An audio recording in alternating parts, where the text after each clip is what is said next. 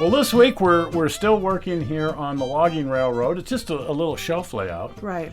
But we're moving on to the first structure, this one right here, the passenger depot. Oh, how fun. So last week we kind of gave an overview of how the whole thing's going to work. This week we're going to rebuild the passenger depot because it sort of exists. We have 4 walls. Yes, and I like the 4 walls, but it needed a few more things. But this is what we're after. We want it to look like this. We want to put it together so that it's an actual functional building again. This is what it started off in life as, kind of. This is the inspiration, is John Olson's Fallburg Station. Oh, that's stinking cute. And it was in a lot of the magazines, and a lot of companies have offered it as a kit. But I was at the narrow gauge convention and somebody was selling these wall castings. Ah. So I built my own version of this for the Garden Railroad, and it was the urethane wall castings that I bought and a whole bunch of plywood that I just cobbled together and put some shingles on and everything. Well, it was out in the backyard with the sprinklers running and everything. All that's left now are the urethane castings that I bought at the narrow gauge convention. Well, there it is. In like 92. Holy cow. The plastic bits survived. I put together a door and transom. The windows, those are all welded together with plastic weld out of acrylic and styrene. And those have come through the 5 or 6 years sitting out in the backyard. Well, that stuff, I mean, that's indestructible when you use plastic weld. They're a little fogged up and stuff, but who cares, right? Well, they'd be dirty. It's a train station. They don't do windows. They don't do windows. And it never had an interior. Oh. So what you can see is not only the inside of the incredibly thick urethane castings, but a lot of the epoxy I used to glue those together. Oh, hey. And we want to cover that up. Yes. This is going to have an interior. Well, that's a must. And that's your department. Oh. Oh. I'm assigning the interior to you because I want you to build the interior, and I'm going to work on the roof and the platform and the train order board and that sort of thing. So we each have our job cut out for us. That's right. Roll up your sleeves and away we go. And away we go. Well, I already have some ideas how to do that interior. Yeah, what did you have in mind? Well, and I don't want to just stick paper to walls because it's small, but it needs a regulator clock and a professional desk. Oh, and I'm going to use this. We've got some of this plywood left over from another project. It's fairly thin but robust. And I want to have the roof in 2 sections, kind of like we did with the locomotive shop. But I want the section here to the right to be removable for access to the interior because there's going to be lights and stuff. But because there's this train order signal over the platform, the section of roof over the platform has to be fixed to the depot. So there's going to be a parting line between the other parts of the roof and the platform part. Anyway, first things first, I wanted to rebuild the train signal, the train order signal. Okay. And the light was burned out from long ago. And so I pulled that all apart, and I didn't clean it up because I kind of liked the gnarly look. I just put a new light bulb in there. There you go. But I also had to fabricate a piece of brass that goes up inside there so that the whole thing can mount to the train order arm without interfering with the light. So I put the bulb up in there first, fabricated the little brass thing, and then the lantern just slides down on top of the train order board. Well, there you go. Look at that. And it works. I had to resolder the train order. In fact, I rebuilt the whole thing, but I wanted to be able to turn it and make it work. I was a little disappointed when I first turned it on. I thought it was too bright. Mm-hmm.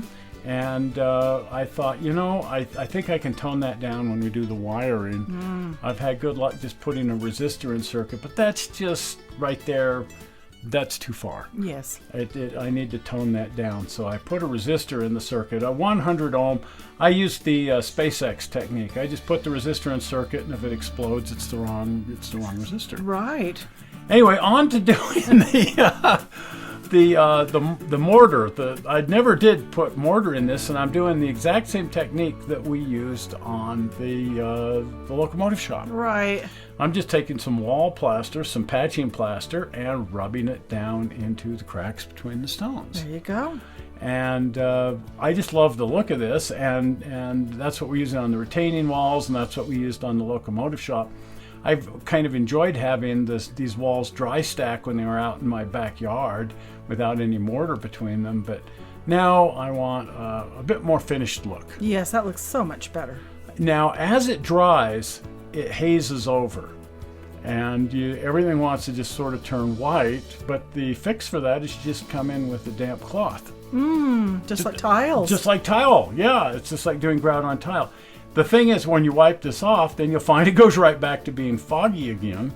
And that can be a good thing, because a little bit of fog on there can look pretty neat. But what I do is I go in with my damp cloth, and then I come back with just a dry cloth and take some of the water off, because if it evaporates off, it'll go right back to being cloudy again. Yes. But it's neat because you can choose just exactly how much of the underlying color you want to bring out, and just how much of that underlying fog you want to leave in place. Now, I don't use a very damp cloth. I want it to be just slightly damp, because again, I don't really want to take everything off, and you can start taking the mortar out if you're not careful. But then I just come in with a dry cloth and just wipe off that moisture from the other towel, so that it doesn't cloud right back up again. Here we have the finished version before I've taken the towel to it, and here's what it looks like after you towel it off. Oh, cool! Look at that. So you can really bring the color out, but notice that I've left a lot of the white down in the cracks and on the surface of the stone. I didn't want to take it completely down to the mortar lines. I want it to have some of that surface plaster down in the cracks of the stone and stuff. I just like the look of that. I do too. So anyway, I decided to have you do a photo grab of the brick on the outside of that, because I couldn't find anything online. So we changed it, lightened it up a little bit, and just printed it off on the computer. I had to size it for the correct size for the windows. But when it prints off, it's just like a kit. You can just install it with sticky tape. So you're just using that double stick? Yeah, just that double stick sticky tape stuff. We found that one brand, and I love double stick tape is crap. And this is paper too, right? This is paper. I just copied off about 16 of those regulator clocks and glued it to cardstock, and cut out each one and glued them together. I love the brass ring around the window. That was extra, yeah. The glass. But this is very similar to the regulator clock that hangs up there in the shop. Exactly. Every train station of the era had to have a regulator clock. They were a very, very accurate timepiece. Right, and I just used that clear plastic for the windows in it, so it looks made the hands 3D. I cut out a little second set of hands and glued those on with a little bead. So it really looks like a clock. My only complaint was it turned out too good. Yeah. I want to use it in the big train station down below. They're fun to make. I can make more. So you made another. I did, and you know me, I'll mass produce them. Why make one if you can make two? Yes. So, and then you made this neat calendar. A little calendar. Again, just do a photo grab off from the internet. Look up a Rio Grande calendar. And I found that one and just print off about 16 of them, size them down, scale them with the printer, print them off. Same with the train bulletin. I found one just did a photo grab right off the internet and scale it down to fit. Yeah, and then compare our wall sizes here and everything to make sure that everything's going to fit inside. It's going to go inside, right? Now, there's going to be a lot of wiring inside here, and so the paper walls also cover that up. Right. Well, this is neat. This is your roll-top desk. Yes, I was determined to do one of those, and I just used scraps of wood, that real thin wood, and some of it that's made to look like a siding on a house, and I just scored it a little bit to use for the roll top part. So this isn't scratch building, it's scrap building? It's scrap building. And again, I used bent wire and the little bead caps for the drawer pulls.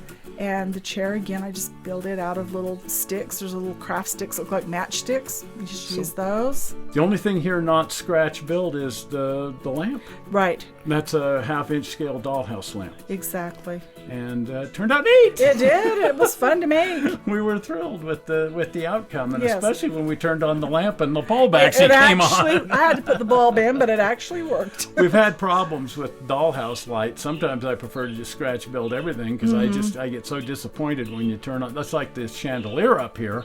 When we turned it on, one of the bulbs was out. Yes, I felt like Chevy Chase on Christmas Vacation. And then the more you try to make one work, then the other one gets knocked out. Anyway, we finally solved all of our problems. But there's the finished desk inside, and there's the problem chandelier. Notice the solder and everything. All these things are just handmade. Right. And but getting to those light bulbs, we had to figure out how, because they don't come with instructions and they don't come with spare bulbs. But there is Google and YouTube. We figured it out and we got the proper bulb and Yeah. we got everything working. And I started putting the trim here on the roof. The first thing I put on were the freeze boards. That's the board back there against the actual stone. And that's really important because on the removable part of the roof, that's what holds it to the building Right. when it's not being removed. And it also keeps the light inside. Where we want it. Where we want, because that looks nasty on the No, model yeah. when you put a light inside and stuff is lighting up that's not supposed to, like Right. all the cracks between the seams and that sort of Yes. thing. So you want to make sure that's all sealed up. And that's been my technique forever, is put a freeze board on. That works. Holds everything in registration. And then I came back and put the fascia boards on, and that's the outer board there. Okay, on to wiring. There's the resistor, the 100 ohm resistor. The first one I put on went up in a blaze of glory. Yep. I tried a different thing. Light came on just the right brightness. 100 ohm resistor right there. Very happy to be in the circuit. And now the lamp looks fine. I was dying to try out the train order board with the light turned on.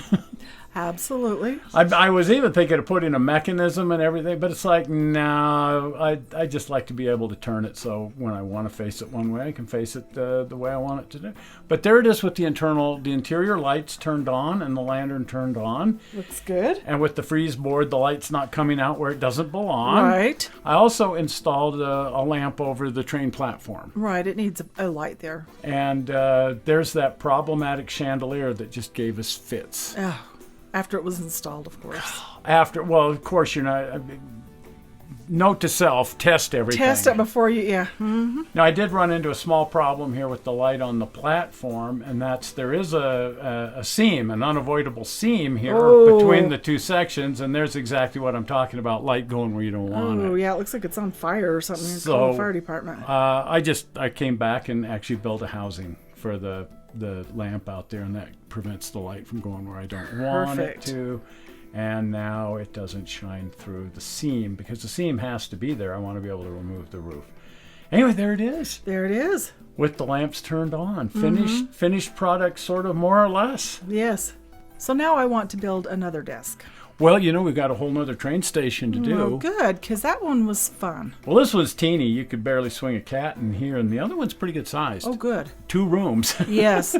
So, yeah, let's build another roll-top desk. This just turned out so neat. Oh, I like my little pencils. They were just little slivers of wood. Slivers, and you painted them with Yeah. your magnifier so you could actually see what you're doing. And I love seeing the dollhouse light through the windows like this. Right. And you can see that from all over the place when you're looking at it, and the stuff on the desk, the notepad and everything. Again, a lot of it was just printed off on the computer and sized down, turned into little books. Well, because it's all so tiny. Right. Oh, and then we're getting ready for the Ratfink reunion. Uh-huh. And you've been building Ratfink bicycles. Yes, again. So we thought we'd put the Ratfink bicycle on There's it. that one, yep. That's the green olive. That's the green olive. How many of these have you made? Oh, about 5. About 5 of these bicycles, and I know you're taking a couple of them down to the Ratfink reunion. Right, absolutely. They always show off stuff down there, and it'll be fun. Right. And with we're getting our vaccines and everything in Right. place, and I think that car show is actually going to happen this I year. sure hope so. Fingers And crossed. Our plan is to go down there in one of the Mustangs and take along your Ratfink bicycles Yes. and show them off to the Ratfink fanatics. Well, actually, 2 of them are going to be presented to Eileen. So Oh, good. She's A gift. watching. Yeah. gift. Hi, Eileen. So we're bringing you a couple of these Ratfink bicycles Yes. that Karyn scratch built. There you go. All sculpted out of Sculpey and wire and Just craft wire and sculpty clay and just put together. Anyway, there it is, the finished train station. yeah. I think we're pretty much ready to move on. I still have to build the train platform, Right. but that kind of ties into the freight depot because they share a platform and there's a stairway and so on. Anyway, on to shingling the roof. Oh, there we go. So I'm doing the same exact thing, that I did for the engine, the locomotive shop. Right. I bought 4,000 of these because I knew between the 2 train stations and the locomotive shop that I probably still need to buy some more. I was going to say, you'll be back on the internet buying about 4,000 more of them. Well, I've used up almost 3,000 of them, and we've still got another train station to do. Yep. Then I put this decorative roof cap on. I like that. The locomotive shop has a metal roof cap, and I wanted to do one of these dentia sawtooth. Keep the birdies off the roof. Keep the birdies off the roof. Wooden roof caps. It was pretty easy to do. I just cut down the vertical marks with my Zona saw, and then I came in with my track lane pliers and snapped off the low spot. Yes, that follows the grain in the wood perfectly. And it just comes right off, and then clean the whole thing up with a square file. And there it is. I love the look of the roof cap. That looks cool. And with the wood shingles and everything, I almost, when I get them to this phase, I almost sort of hate to put stain on it. I like it so much in bare wood. It's pretty. It needs to have stain, and it needs to be weathered. And in fact, my plan was all along that the roof on the locomotive shop, well, it was just burned off recently from a fire, and so it's got a pretty much brand new roof on it. This building, not so much. I want to have weathering over here. Right. Now I also have to add the joists on the bottom side of the roof. Just cut out some wood strips and sort of glue those in place. But I need to get all of my wood finished before I move on to paint. So anyway, all the woodwork is done other than the platform and the bridge to the other building. Oh, okay. And we'll save that for when we're actually building the bridge to the other building. And I guess we're ready to move on to paint and stain. There we go. Now I'm using a modification of the technique that I used on the locomotive shop. Over there I mixed 60% natural Watco oil with 40% walnut Watco oil. What I'm doing here to get a more weathered appearance, I've done this before on other buildings, so I kind of know how it's going to turn out. I brushed the natural Watco oil on first because the wood is so absorbent that if you just put the walnut straight on, it just turns it black. Oh, really? But if I put a layer of the natural oil on first and then put the walnut on. Look at that. It soaks in places, it doesn't soak in places, it sucks up into the end grain and turns that really, really dark. And then in other places, should I want to make it dark, I can let that oil dry a bit, or even put the walnut stain directly onto the dry wood to get really dry, really dark areas. I see. Oh, that's neat. So I just, weathering is so creative. You just kind of go, well, that looks good. I like it. And unfortunately, sometimes you go, well, that doesn't look so good. I don't care for it. But also Watco oil, as long as you go in increments and don't go too dark too fast, you can just keep adding some in and adding some in until you get the exact look that you want. Well, I like that. So you put it on nice and soppy wet and then wait and let it dry and see just what the heck you've actually got on there. But notice by doing it this way, you get that really much more weathered appearance than we've got over at the locomotive shop. Some of the shingles are dark, some of the shingles are light, all of the end grains are really, really dark. And some areas where it looks kind of dirty and soiled, and just because they were drier areas when I put that oil on. Over here, I put straight walnut onto the dry wood with no clear at all because I wanted the area around the train order here to be much darker, like stain and dirt. And then over here, there's another really, really dark and stained section. And so here again, I put the walnut stain directly on the dry wood, and then I came back with the natural oil and put a coating of that over the whole rest of the roof, and then just started adding in walnut stain. Oh. Here and there and here and there and here and there. That looks wonderful. Look at that. And then just you keep working that, and then you have to let it dry. Right. To see what you've got. But if you want to go darker, you can always go darker.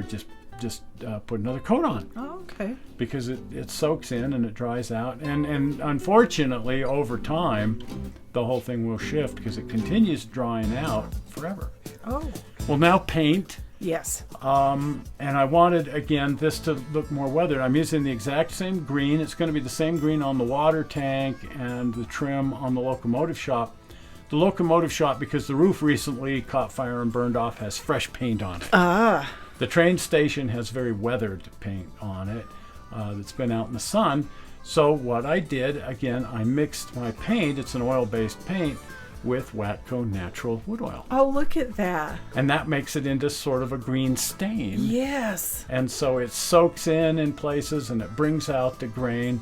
And then there again, in some places I'm putting pure raw paint onto the wood, especially up under the eaves here where it would be less out, less in the weather and out of the sun, so that the paint up there has a much fresher, darker look.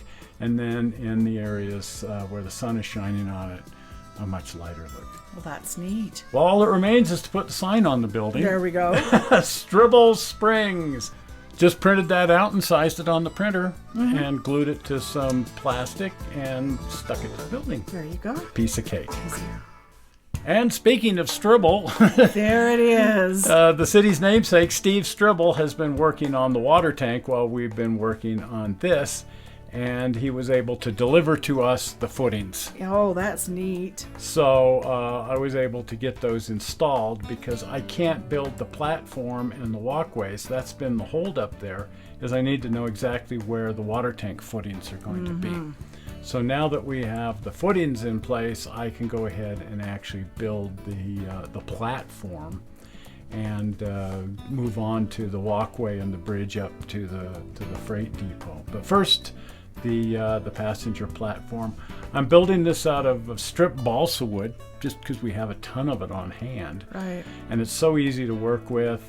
I also dug out a couple of my favorite figures here. Oh, there's Jeb. I carved him years ago, and I made up a whole bunch. I made a mold, and I made out about 30 of those, and I've got a couple of them around here painted. So there's Jeb with his suitcase, and then that's Tom Hanks there.